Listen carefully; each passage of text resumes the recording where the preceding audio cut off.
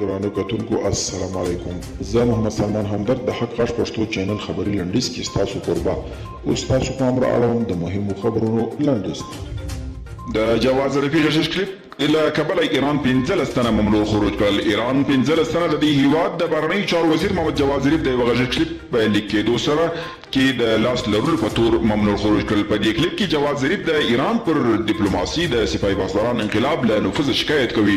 سپینماني ویلي چې له افغانستان څخه د امریکایي پوځو نو یو سل کسیزه ډله وتلې ده.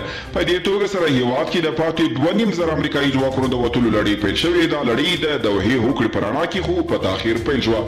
اسرائیل کې د جبل جرمق په سیمه کې د مذهبي مراسمو پر مهال د یو پل او یوې ودانۍ د رالوېدو له امله 400 کسان وژل شوي او له 100 نور زیات کسان ټپیان شوي دي. او د راپورونو له مخې د چین سفیر د هیواد له 4 شمالي ولایتونو سره په بېلابېلو مرستې شوي توکي کې په کابل کې طبیعي پیښو ته د رسیدګي وزیر ته سپارلي دي. وانګ یو د دې توکي د ورکړې پر مهال ویلي چې چین په بېلو برخو کې له افغانستان سره بشري مرستو ته ادامه ورکوي.